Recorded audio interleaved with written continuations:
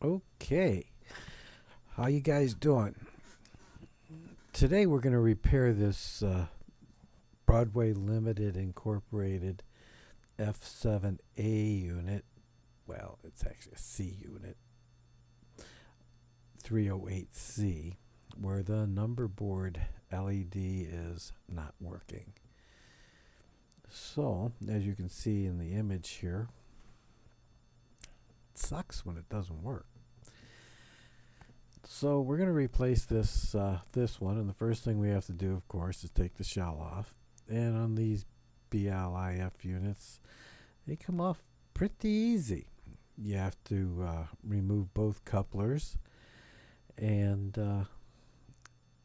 with your fingers or a screwdriver, spread the body near the fuel tank and lift up as straight as possible, because it is a tight fit. But it does just slip on and slip off. No screws involved except for the couplers.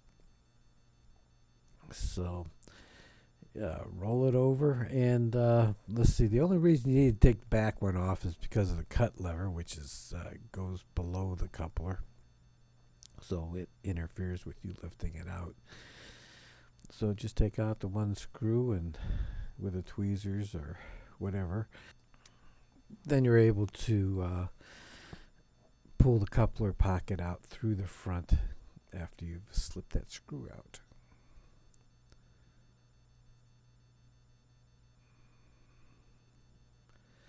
And it's pretty much identical in the back.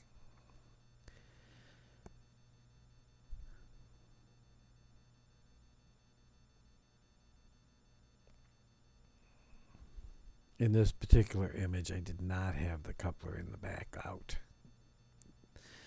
And that's why the cut lever was interfering with it. So here I'm spreading the body apart, and we'll be slipping it off nice and easy. And then we have the LED PCB board in the front, and there's the bad LED, and we need to get the engineers out of the way first, because this whole cab assembly here covers up the wires that go to the plug on the main PCB board. So 2 screws, one on each side behind each engineer. Takes care of that part of it. And the PCB, it's 2 screws, one on each side. One. And then you, of course, have to unplug the cable.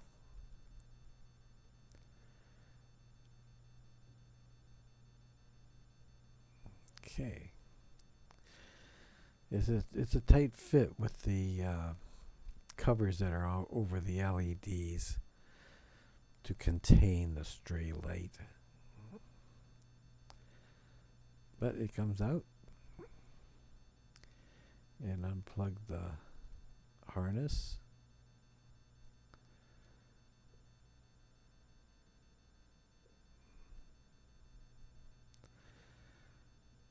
And there you have it.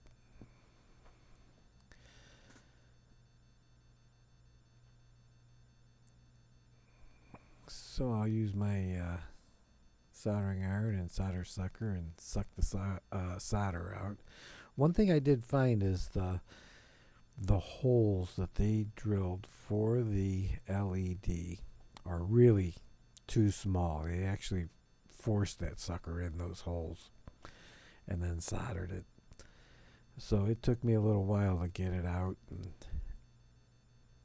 I did damage one of the pads on one side, so I had to be careful when I put the new one in. And unfortunately, the first one that I tried wasn't any good, so I had to do it twice. So unsoldering the first LED here.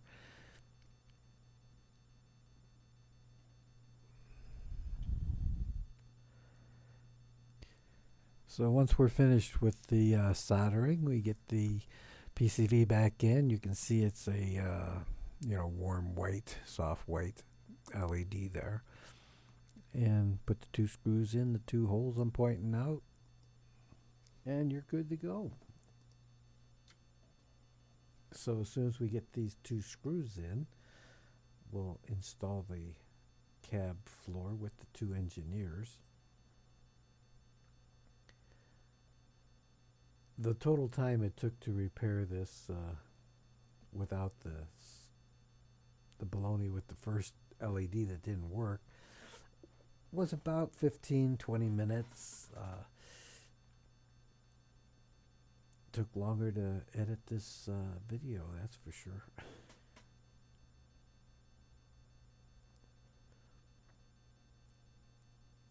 So here we're going to test the loco on the track.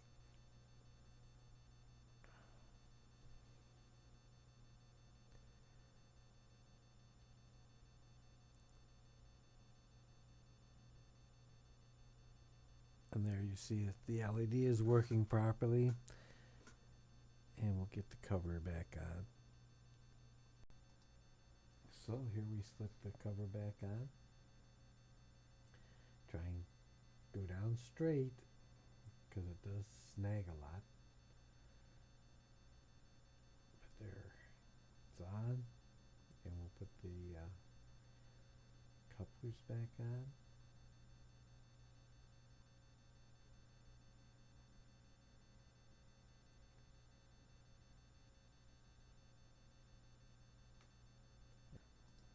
So here we are finishing this up. Rear couplers on, front couplers going on. We'll be able to test it in just a minute. But it is fun working on these locomotives. And there you have it, all done. We're going to test it out here.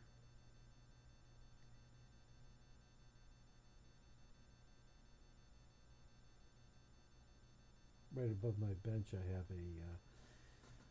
a fiddle yard, and I can just run the wires straight down to a repair track.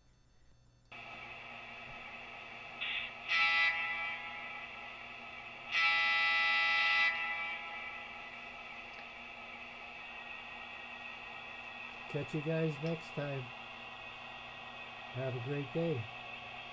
Bye.